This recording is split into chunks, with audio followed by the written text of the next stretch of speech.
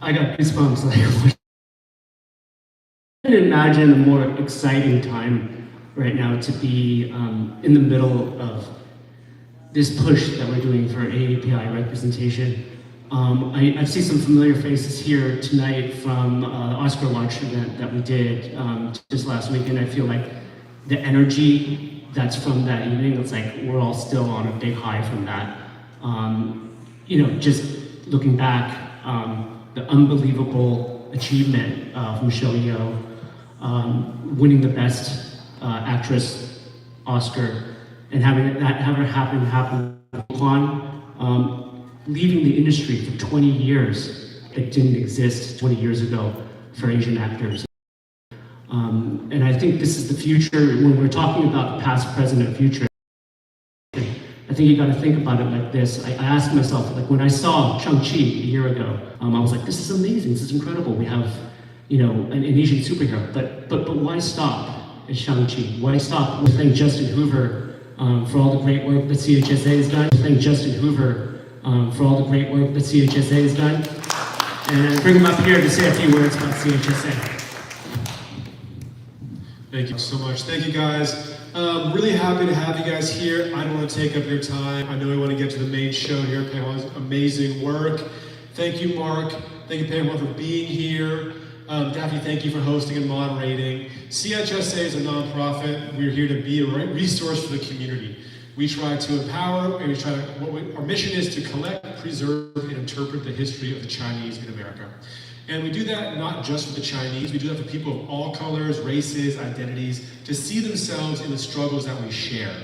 So if you're a black person or a Latino or a queer person, that there are shared struggles that we all face. It doesn't matter if you're a cisgendered white man who also wants to express themselves. Bruce Lee told you how to do that. He showed you that it was okay to be yourself. And that's the big fight today, is how do you have true self-expression and how do you uplift the community through that way? And so today, we have this amazing show here. So enjoy the Bruce Lee show, go downstairs, check it out. We have another small show over the side if you want to check it out. I would encourage you all to go to chsa.org and sign up for our newsletter. We have a ton of great programming coming up, talks, wine tasting, we're at a drag show later this year, all by API artists. And I'm just really excited to tell you that, we're stepping into a new phase. We got this museum open right after the pandemic. We got the show up. And our next step is we just raised $1 million to launch an augmented reality program series, bringing the assets of our collection. CHSA has a historical collection of artifacts. We're going to bring those to life in virtual reality and augmented reality in public spaces. And what ties that to this conversation today is our next exhibition, which is going to be in a small gallery in the front there, is called Through the Lens of the Blade. And the sword has had such an important legacy in the Chinese community as a tool of scholarship, showing that you have mastered something is often what the sword symbolizes. It's not just a thing to cut and kill, but it's a tool to express achievement. And it's led us to a place today where we can look at each other and see mutual aid and see support for each other as the logical culmination of a shared struggle. And so the show is going to be about the benevolent associations, the tongs, and the history of Chinatown, but we're doing it also in augmented reality and virtual reality. And so that ties in so closely with new media, with contemporary animation, with filmmaking, and the creative productions here that we're seeing today. So without further ado, sign up for our newsletter. You'll get a lot more news about this as we come out with it. I'd like to pass the mic back to Mark and just say thank you all for being here so much. And we have a sign up iPad in the front if you want to leave your email. Thank you, Mark. I just want to tell a really quick story about CHSA and the power of representation. I have a friend named Juju Zito. She's a martial artist and an actress. She's known by a lot of people as the female Bruce Lee. And she came to visit this museum for the first time a couple weeks ago and saw this mural that's right behind the screen here that's done by Twin Bridges. And it was the first time that she had seen her idol that had inspired her at the age of 10 to start practicing Kung Fu. And she also saw herself depicted on the top right-hand corner of that mural. And she almost broke down in tears because I think that is the type of inspiration that we can do to show the light for the future generations that are continuing to be our next generation of heroes. And without further ado, I'd like to introduce Pei Zhao. He's a personal friend of mine. And also, he's going to tell his personal journey about interconnected storyverse of Wuxia. And he's going to be interviewed today by Daphne Royce, who's the host of Tao Radio. And I'm, for one, am really looking forward and fascinated by this conversation as we, talk about the future of representation, the future of media, and the fight for inclusion and for amazing content. Thank you, Mark. Thank you for the great work you're doing in the community. All right.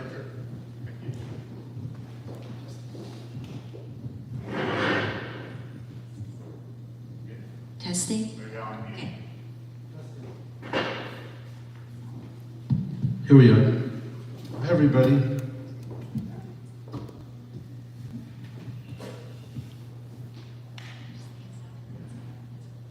Okay. Hello to our online viewers. Thank you guys for waiting so long. As you know, this is also a live event. So this is really awesome because we get to see Bruce Lee right behind us. Welcome to Happy Homes and Gardens. I'm your host. My name is Daphne Royce. I'm a real estate broker, architecture, and interior designer. When people mentioned Kung Fu, the first person that comes to mind is probably Bruce Lee.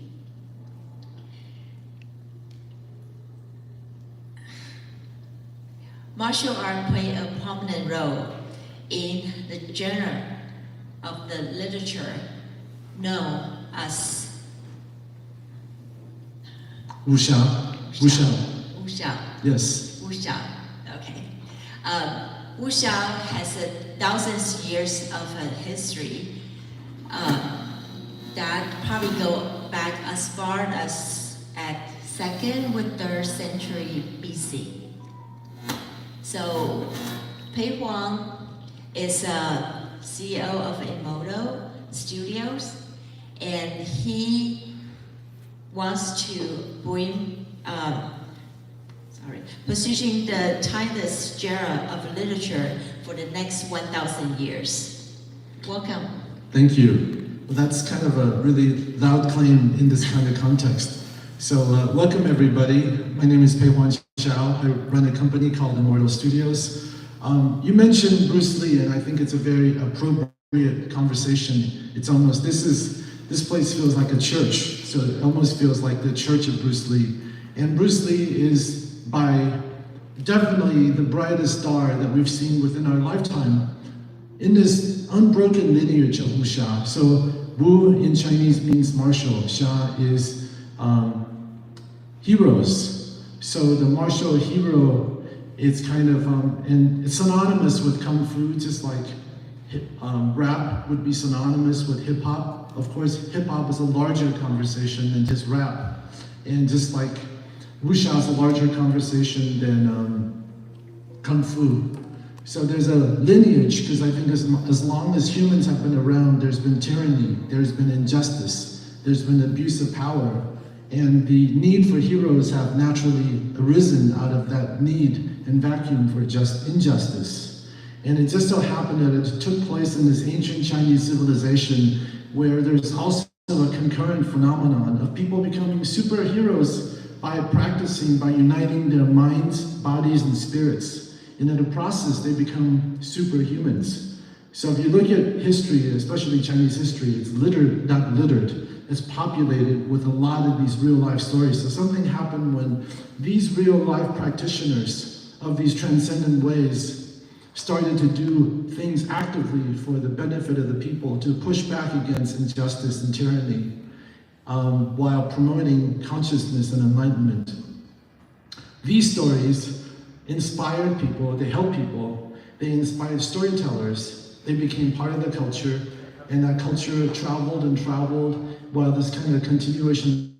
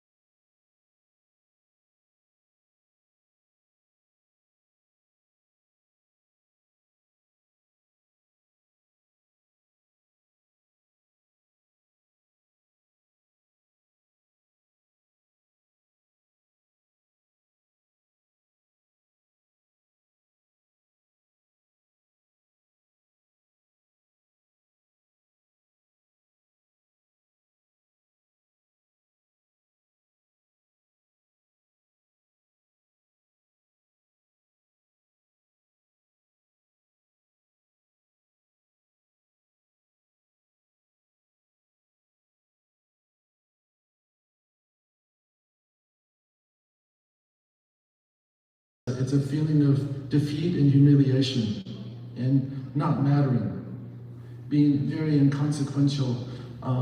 Your nation has been defeated, your cultural values are diminished, and for those of us who live in the Western world, we lived lives that were, considered lesser than. And the fact that a person like him who was rejected by everybody and became the protagonist, became the hero, not just within his own life, but was able to project that spirit onto the world and the stories, that was electrifying. And I think, and it rang true for not just the Chinese people, but it started with China because he was thoroughly rejected in Hollywood. As a Chinese American, he had to really go back to Asia where he would eventually find it, but that repressed and suppressed, disrespected people everywhere identified with him and his plight, and that sense of rage and that power and that empowerment, coupled with his philosophy, really, really awakened a strong interest. But that was also part of a larger wave of Wuxia cinema, Wuxia films and storytelling, just kind of flooding the universe. So it's against this entire backdrop that Bruce Lee emerged. But I would say today, one of the things that I believe in,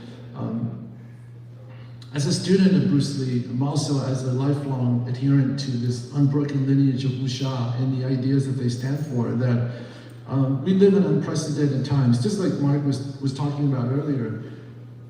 A lot of the things that Bruce Lee really talked about, he didn't really get a chance to live out and act out in terms of characters and storytelling and worlds and philosophies and ideals. They were never really embodied in storytelling, because he was never able to break beyond the I'm angry, I'm rageful, I'm going to take you down because you're doing something unjust. We never got beyond that chapter to see the whole, the beauty, the philosophy, the transcendence, the power of that entire world. So I think we now have the opportunity to do so, and I think the larger societal environment is ready. So Pei-Fen, would you please tell us a little bit about you and how you started Emoto Studio? It's a longer story. I feel like I've lived 5 or 6 different lifetimes. I'm a serial founder and producer. I actually grew up in Hollywood, so my first career was actually in politics. And after a career in politics, I woke up one day when I was ready to run for office here in California. I had an awakening that the things that I wanted to accomplish politically really felt to be more about changing people's perceptions and not really to one district or one area, and that was my awakening. It's like, wow, if I really think about what my political ideals and goals was really to, that's probably better accomplished through storytelling. So that was what started it all. I decided to not run for office. I decided to produce movies. I decided to be an entrepreneur. And 7 companies later, I've been a movie producer. I've created multiple films and stories, IPs, games, and founded companies in technology and culture, and kind of brought me to this point where I'm ready to be a studio head. And I'm ready to really stand up for the values and beliefs and these guiding principles that have been with me since birth. But why Wuxia? Because it's badass and it's awesome. Look, I have a deep relationship to Wuxia, and my father was one of the top creators in the Wuxia genre. His name is Xiao Yi. There's a saying in China, Nanjing Bei Xiao, people in the south read Jingyong, Louis Cha, and people from the north, like my father, Xiao Yi. So he's a phenomenal creator, and he raised me like I lived in ancient China. My first books were Wuxian novels, were Journey to the West. So, and his friends were real living masters. So it was almost like from the time before I was born, I was surrounded by this world, and he taught me so much. He's my teacher, he's my master, became my mentor, and then friend, and then collaborator. So it's like a deep, deep part of me. And as an adult person, I think fate also has something to do with it. Under really mysterious circumstances, about 15 years ago, I actually met the abbot of the Shaolin Temple. We became friends, we were giving concurrent speeches in some ancient mountains in China. I was talking about the power of movies, and he was talking about the power of Zen. We became friends. He invited me to visit him in the Shaolin Temple, and I did. And before you know it, I'm inducting the secret Shaolin manuals to the Library of Congress together. So the kind of work we're able to do to really stand for that. So it's like a deeply emotional thing, and so my father taught me a lot of the ideas, the beauties, the aesthetics, the poetry, the culture, and then later on, and as an adult, I became an actual practitioner. So I stand here as a student of Wing Chun, as a practitioner of Shaolin, where I really believe that Wuxia has this beautiful transformative powers that we're starting to just really scratching at the surface of. And the vapidness of just storytelling for money, or for numbing, for nihilism, that is pervasive through all storytelling right now, and this is that Wuxia's time has come.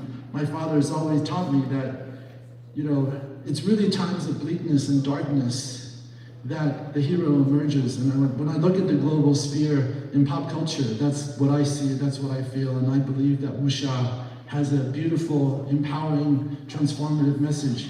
And we're here as a company, as an individual, to stand for that. Can you describe the significance of Wuxia and their characters?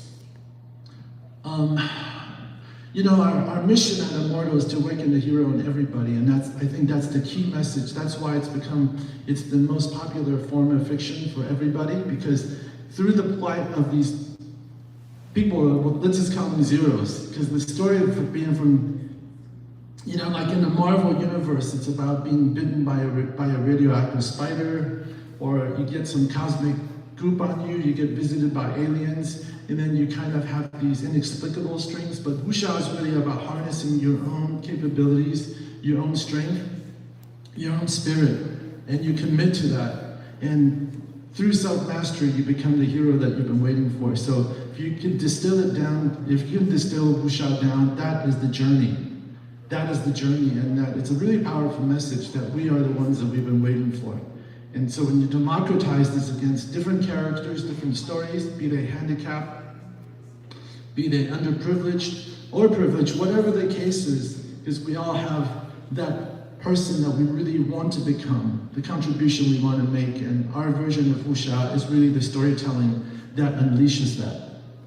And the beauty of Wuxia is that it's not just grounded, it's not based in some creative's head, that this is actually stuff that's been tried and true for thousands of years, so that the words, the practices, the ideas, the philosophies have real power. I'm sure you read a lot. I'm sure you read a lot of Wuxia fantasy stories. Do you have any favorite novel that you want to share with our audience? I do. I've read most of the Wuxia classics at least a few times. And I actually, I would say I have one of the best collections of Wuxia novels in the world. I have an entire Wuxia library, so I reread a lot of them. But it comes down to my favorite two. You have to back your own father, so my dad's my favorite. And Jin Yong would be my second.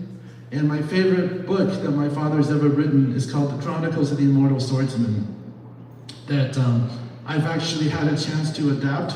I actually, in a previous incarnation, sold it to Lionsgate as a movie producer.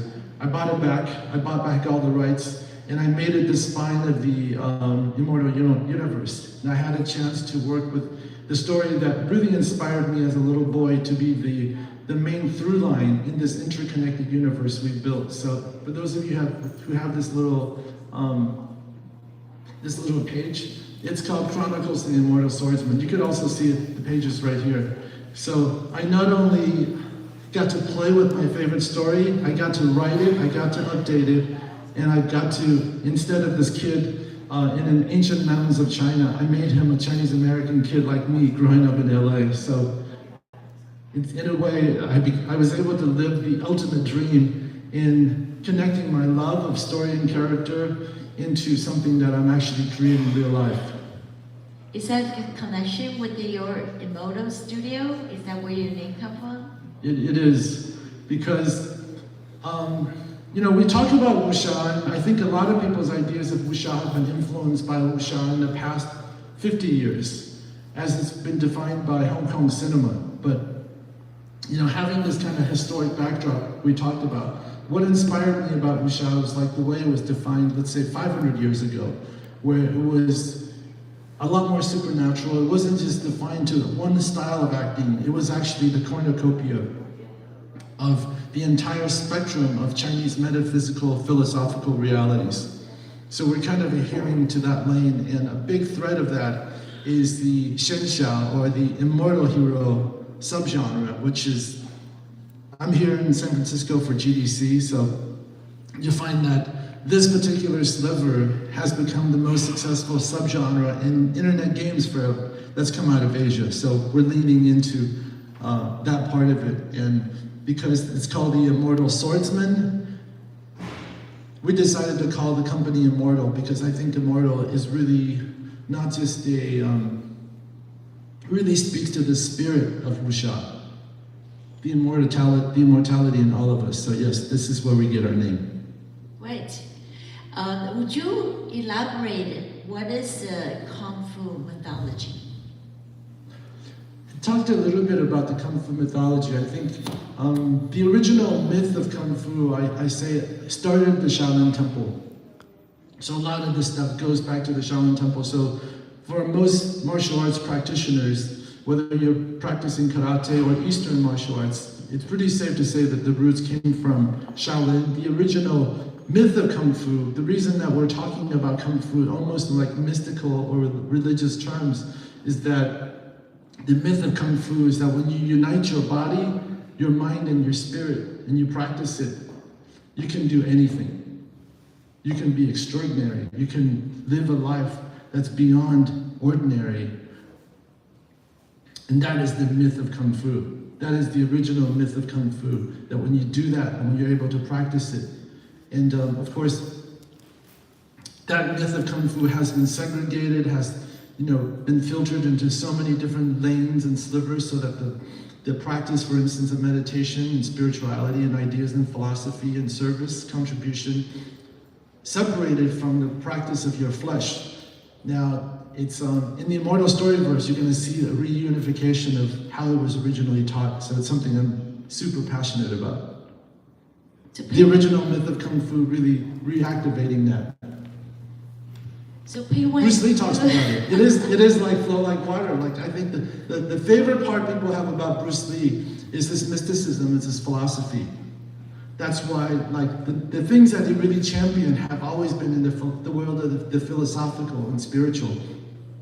We have a chance to see that brought together.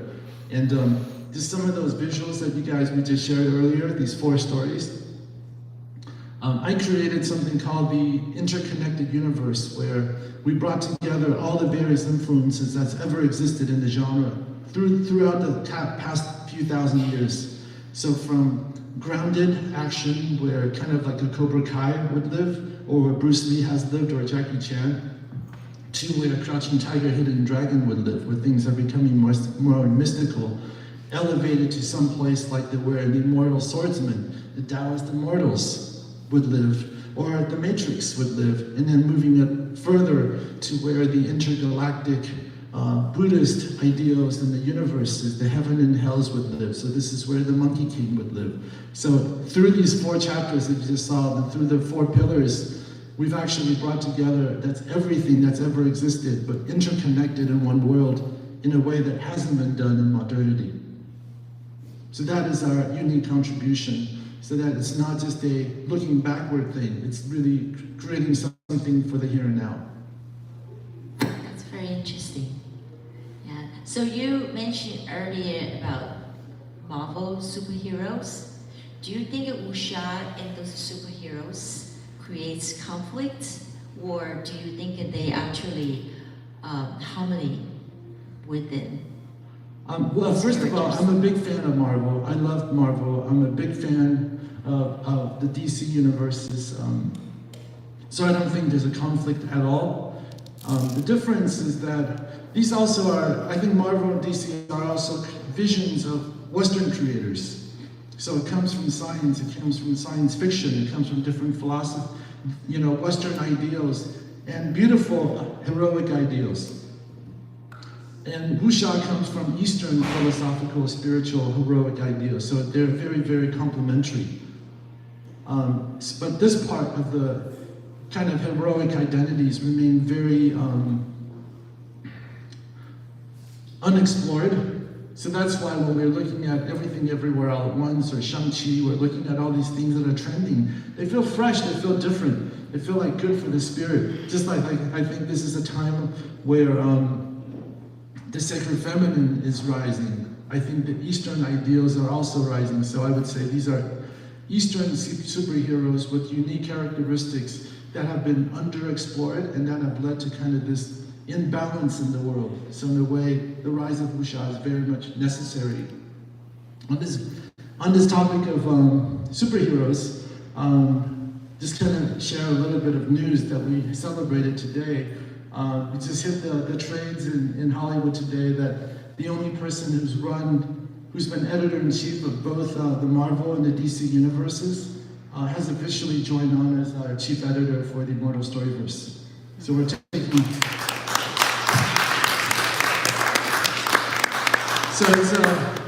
And in talking to Bob Harris, I said, hey Bob, you've done everything you've done in the immortal world, in the geek world. You run Marvel, you run DC, you build these worlds that have now become the #1 and 2 universes in the world. That's really interesting. I want to learn from your experience and expertise, but I want to deliver something that's completely different, kind of along the lines of what we talked about. And that was kind of the beginning of this next chapter for us. So I think we're really stepping into an extraordinary opportunity.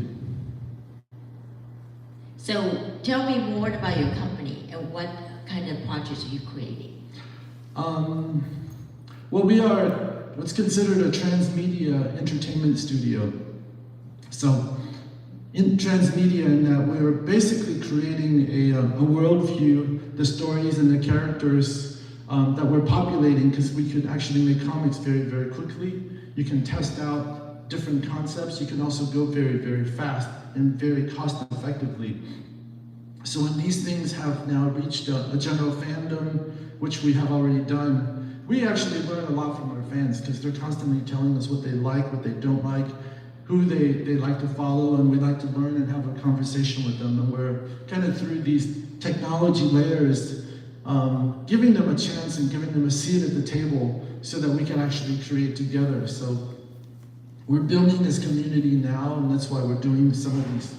I'm giving them more of these conversations in different parts of the world to bring our fans together. And the next stage for us is a lot more stories, because we're sitting on a couple of thousand characters. So we can easily populate the next 50 years of storytelling, almost at scale. And off of that, we're launching our own film studio. So to Mark's point about kind of creating a boardroom, I was the Chinese kid. I literally grew up in Hollywood. I literally walked and visited all the major studios. I looked at the statues of the Hollywood moguls, the people who've kind of run and created this town. It was understood very early on that people who looked like me wouldn't have a chance to succeed in that world. No, we're gonna change that and be a real full-fledged operating new Hollywood studio based on some of these ideals that we're talking about.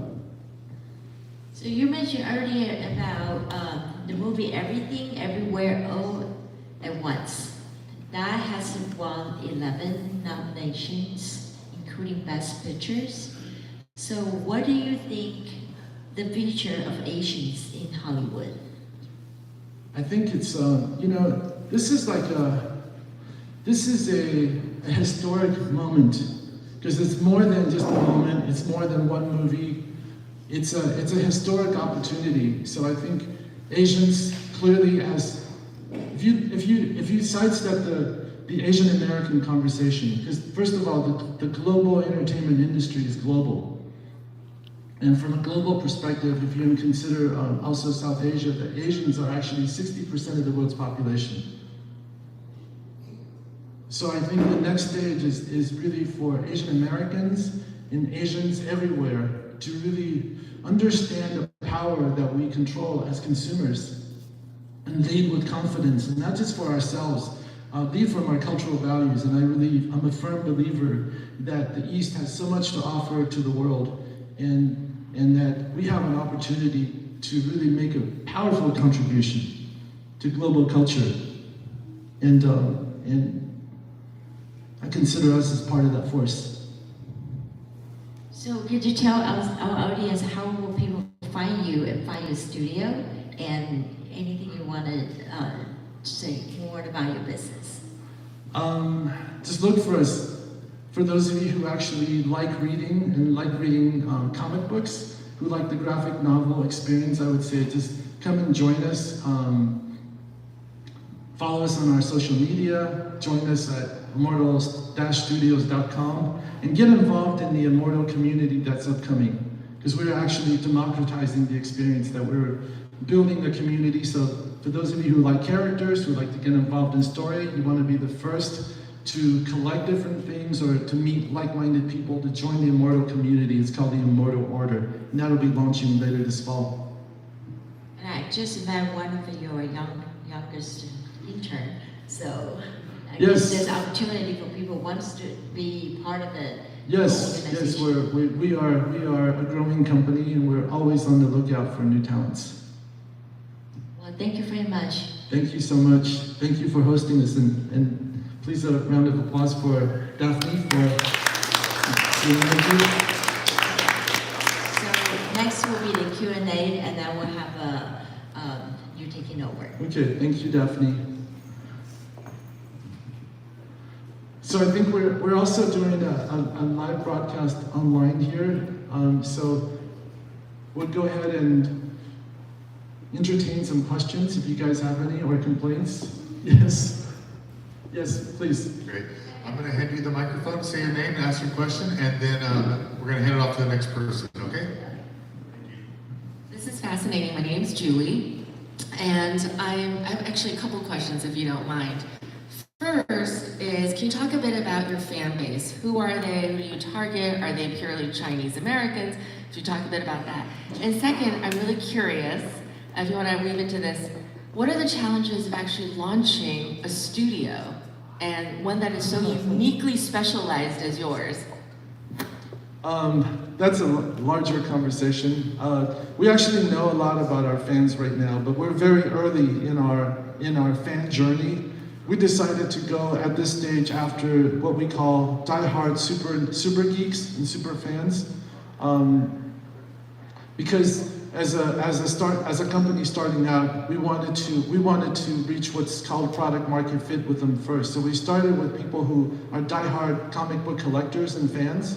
These are people who are your evangelists, and these are people usually around Comic-Cons, because they did discover, I think Comic-Con discovered one thing that's real, that's people who read comics and collect comics, and people who embrace something very, very early on. That one fan is generally representative of about 100,000 future consumers, so we wanted to go after them first. So that's where we built our first initial community, off of Kickstarter and off of comic book geeks. So now that we have amassed many of them, thousands of them who actually collect, all of the comics that we did were actually crowdfunded through them. So we designed certain metrics so that the comics, things that don't really make the cut will never make it. So this is how we connected with them. And because of this is actually, 85% of our collectors and our diehard fans right now are non-Asians. And keep in mind, authenticity has been something we've really leaned into. I'm not really shy about talking about our Chinese roots. I'm not shy about representation. I'm not shy. And this is super encouraging, is that because we didn't want to preach to the choir. We didn't want to do this just for people who look like me, but these stories are for everybody. So we are disproportionately male right now, because I think the fandom tends to be more male. So we have 60% of our readers and fans are more male, despite making the decision that more than half of our protagonists are going to be female-led. I expect to see that trend change as we become more digital, because as we now have more stories, they're going to be streamed, they're going to be non-paid. You're going to be able to access the content in different ways, including scrolling through your cellular devices. So I expect to see a lot the age drop and more women drop. And of course, when we start making our movies, that's really going to change a lot of it. From the studio side, you know, like I think the first challenge was creative, because as the creator of the Immortal Storyverse and just having so much to say and having to kind of digest almost a lifetime or multiple lifetimes of knowledge, I had to be really crystal clear about what I wanted to say.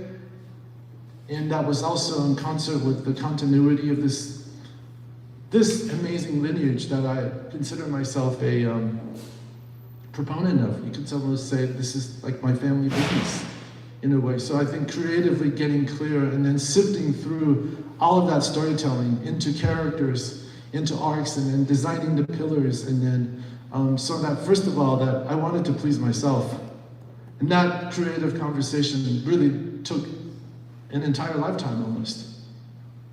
And then the rest was really designing a model that was efficient and cost-effective in real time. Because storytelling is really, really expensive. As a movie producer, I know, like, you're doing really well if you can conceive of a script, and if you're shooting in 5 years, you're doing super, super good. So how can we break the model on that? How can we iterate storytelling at a fraction of that cost in near real time and have the business model and also have the quality that we really wanted? And then, of course, operating in America, it's like, where are we going to find authenticity? People who kind of have these real values and who actually understand the aesthetics of what we're going for. Because you meet a lot of people who like what you're doing, who enjoy it, but then being able to contribute to it and still add to the authenticity of it, you know. So all of that has been really, really challenging. Do you want to take one online? I haven't gotten it yet, but Okay. Yes, sir.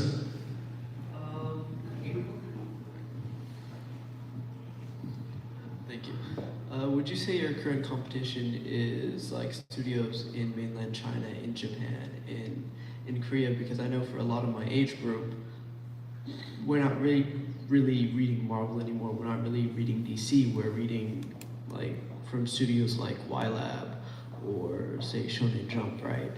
So would you say that's your goal and your marketplace to actually get into? In a manner of speaking, I mean, if you think about it, we have competitors in a lot of different places. I tend to think of our competitors, first of all, I believe in an abundant universe. So even when you talk about competitors, like I think everybody has the lane they can live in. But in a manga comic sense, yes, our competitors are definitely in the East.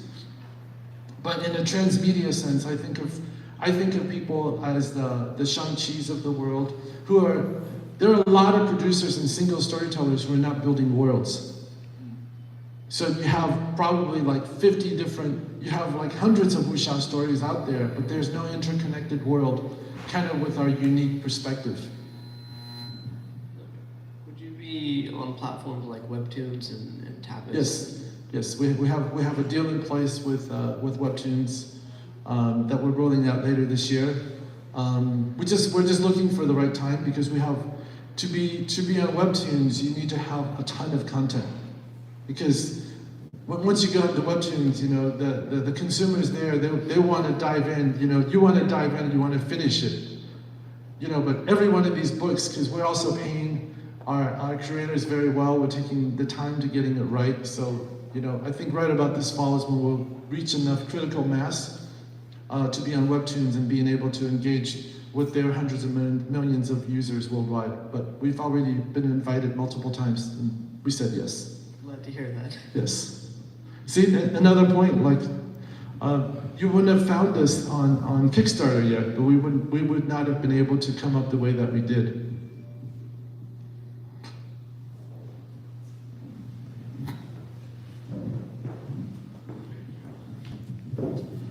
First of all, I just want to say it's super inspirational to hear you talking about changing the narrative through owning the narrative. And I guess my question is, right now AI is very hot, particularly generative AI. And I guess I just wanted to hear your thoughts on where you see Immortal's role in that, and also maybe some of your longer term vision of where you see the company in like 10 years. Look, as a tech-infused company, because one of our other goals is, I really believe in the concept of Silicon Beach, which is content plus technology is the future. Especially as a native Californian, I love the idea of Northern and Southern coming together. So, and AI is a huge part of the conversation. Let's just say we're pretty in advanced. Not just discussions in adaptation to the AI environment. Me as a personal creator and creator of the universe, I think AI gives me enormous generative possibilities in mapping out the future of the Immortal Storyverse. Since we have this goal of being in every format with kind of different archetypal characters and having a vast library of 61 titles. Literally thousands of characters and storylines. So we're actually inputting all of that process right now into generative AI. And having designed our storyverse in very, very specific terms and having characters that we defined, I just want to also add that the political and the legal risk is also real, that we're designing a company that is above the fray politically and legally, because we're dealing in our own ideas and our own stories and our own characters. So we're kind of designing our own AI apparatus that's going to be one massive 24/7 brainstorm.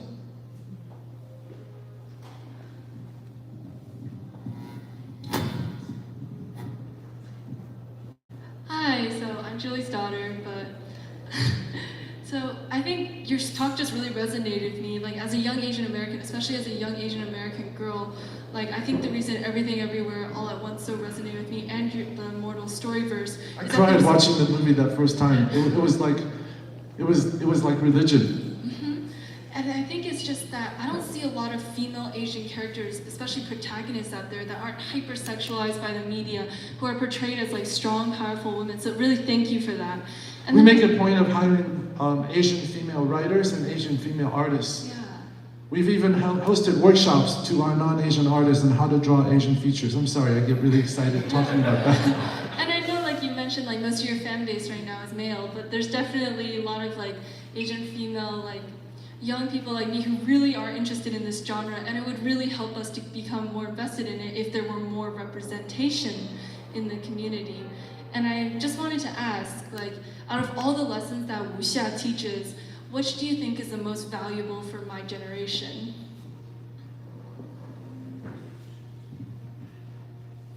I feel I have a teenage daughter, so this is a conversation, and we spend time together and really understanding. I believe that your generation has this. The challenge is one of nihilism. Is believing that we're going into uncharted territories and nothing matters and nothing can change this narrative. So I would say I go back to the concept of hope. That there can be a better future and there will be a better future, and seeing yourselves as a part of that. And I'm really passionate about having that conversation through our stories. Because I'm a big consumer of pop culture, but I don't need to watch another The Last of Us. I don't need to see another vision of zombies walking the streets or whatever it is, where like it's almost like it's like an accepted thing that we're going nowhere. It's like you're actually going to see that in Chronicles of the Immortal Swordsman a lot, that we are going to choose between a cataclysmic future or a future of our own making. So I think for your generation is to empower that and to push back on nihilism with hope, beauty, and empowerment. Thank you. Thank you so so much.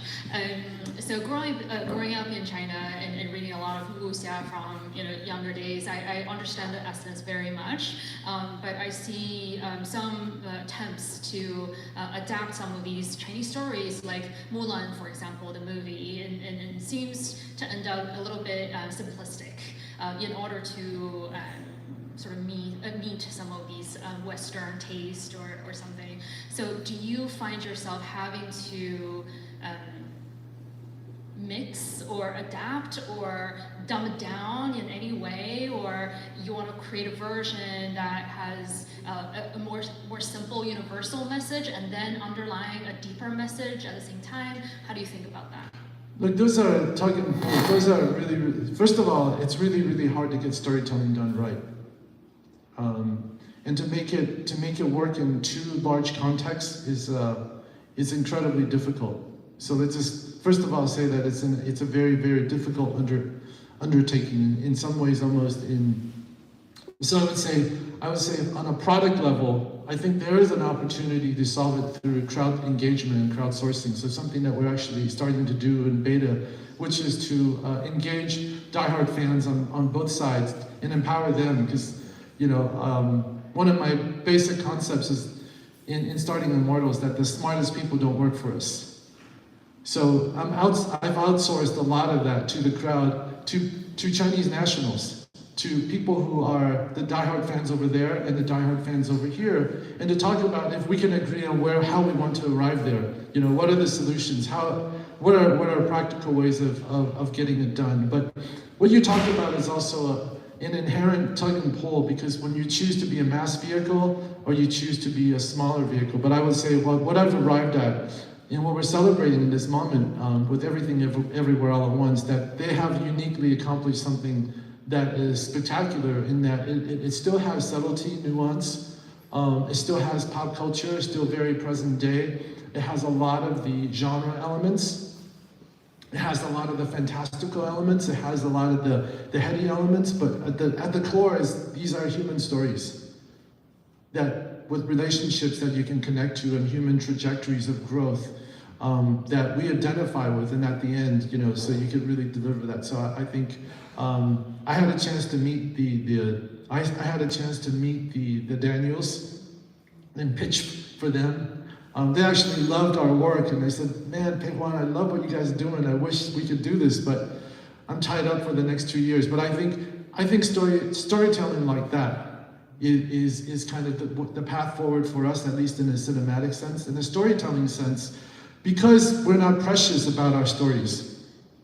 So I think another thing in turning the page is that since we're not precious about the stories, that we are changing and modifying and updating it all the time. So we have a chance to modulate.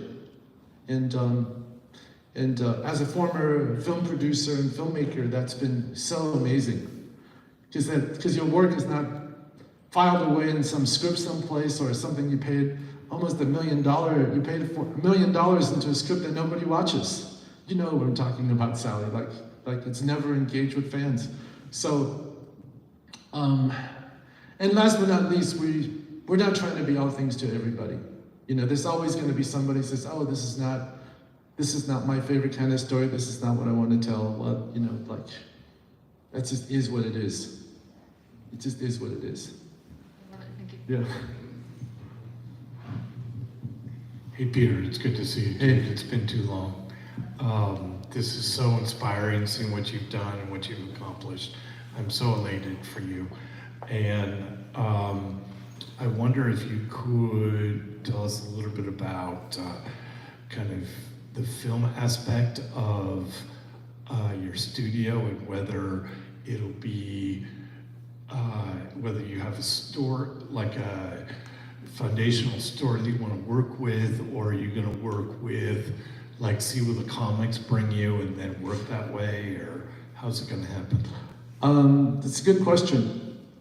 I actually designed the 4 pillars in such a way that the 4 titles of the 4 pillars are the 4 movies that are going to kick off the universe. They're in active development right now. So in choosing the writers that we had, some of them are showrunners on Netflix already. Some of them are just incredibly accomplished filmmakers and film writers already. So I think it's appropriate since I'm here in San Francisco talking about it. I've chosen our first movie out. It's going to be Assassin G, which is a Chinese American female assassin from here in San Francisco.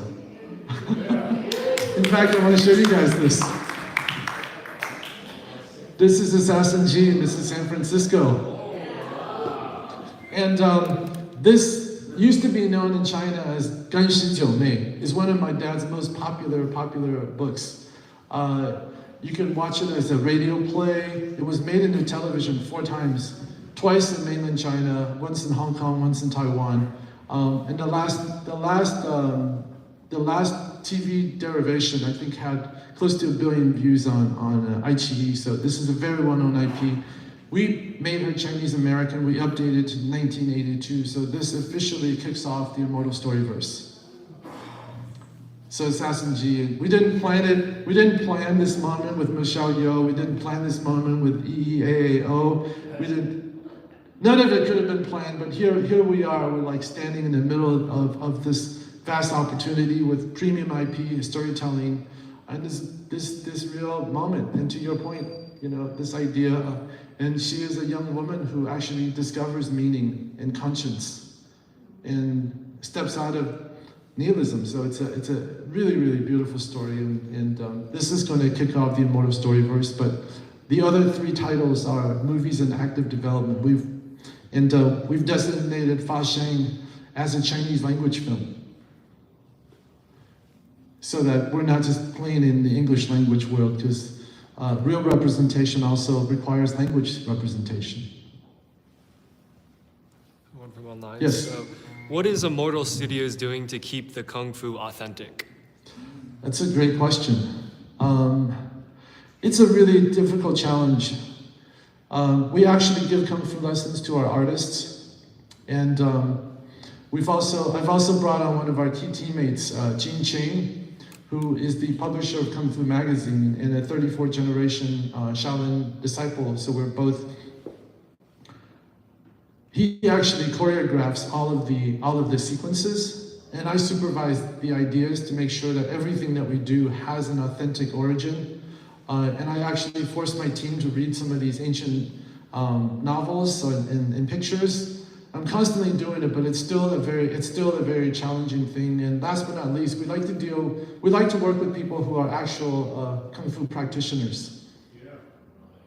So bringing that real authenticity, and we're in the process of working out a relationship, for instance, with the Martial Club, which is the martial arts behind Everything Everywhere All at Once, and in front of the screen. And in choosing actors, we want to work with actors who actually come from that real tradition, because authenticity matters. But it's going to be a lifelong journey. It's a lifelong journey, and that's also going to be expressed in our online communities, that we're going to be teaching Kung Fu. And in our last community setting, I actually led a breathwork session, because it's not just for the pages on paper, because since our mission is to awaken the hero in everybody, we want to challenge everybody to be your personal best, and these characters and stories are just kind of the way in. Maybe we'll take one more and we'll call it a night. I think we have one online. Oh, If you want. yes, sir. So one question, while you're working on the entertainment aspect, is there a way to combine any social, this youth are going through quite a lot of turmoil right now, the drugs, and the mental health is like a sort of challenging right now. How do you mix entertainment and what you're doing to kind of really for social good?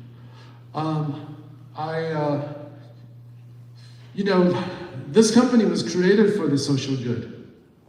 So I would say the social outcome is our #1 priority, and that's how I would measure our success. And I think by doing the things that I'm talking about, bringing that real authenticity and the real transformative arcs to our storytelling, I believe we are raising global consciousness through the things that we do. Because I think in a media-driven universe, if you think about it, like one of the only last times that we have reverence or openness is really when we go in front of our screen. It's almost like I'm going to cast my stories, I'm going to cast my life aside, I'm going to devote my attention to the screen. Tell me what is worthy, tell me what's beauty, tell me what's real, tell me what's good, tell me how shall I be. So I think by just getting that part done right, it does everything. And that happens at an emotional level. As we get into gamification, I'm a big proponent of trans tech. So I think there's a profound understanding of how light, vibrations, performance, colors, music actually impact your mental health states. So we're creating an environment where our filmmaking is in concert with the best practices so that we can, imagine a VR experience that is about creating an optimum breakthrough experience for you. That's the kind of business we're going to be in. So it is absolutely baked into everything that we do. We'll end with this, and thank you guys for being so patient online. Let's hear it. Yeah, so who is writing the Assassin G movie? Okay, that's a really great, we talked about the initial author was my father. I adapted the story, and we found our awesome writer. Her name is Jen Troy. She's a Chinese-American woman, and she's also the writer of the CW Supergirl. So it's almost like a match made in heaven. In fact, her work is in the comics now, and I've decided to bring her on to actually create the on-screen version of that. Yes. Do you have time for more? Sure, we'll do one more. Okay, so we'll do a fun question. So who will win in a fight? Your favorite real-life martial artists or your favorite assassins?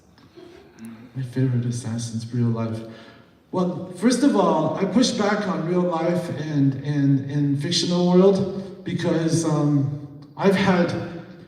it's kind of funny saying this in public, but a lot of these worlds that I've been in, including being on mountaintops with real practitioners, like I have a larger perspective on what's real and what isn't. So and what's possible. So I would vote with the real life people that I've met winning because they're masters of chi and consciousness, and their abilities are incredibly formidable. And so the supernatural things are not just in the things in the pages. These are, I think we're just starting to understand supernatural phenomenon. And quantum mechanics and quantum physics are just scratching at the surface of where these masters have been. So with that, I will say thank you all for being here, you guys have been a great, I don't want to say audience, this has been great to share a big piece of my heart and my dream and my goals and what we're doing at Immortal, and I hope you guys will be part of this movement. Thank you so much. Let's give a big hand for Taiwan, everybody.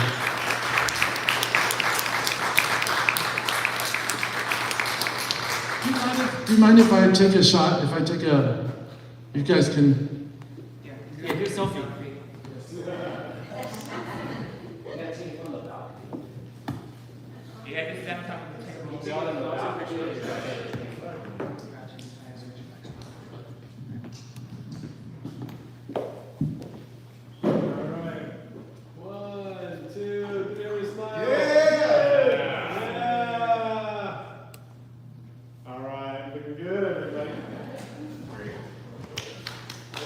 Thanks everybody for coming tonight.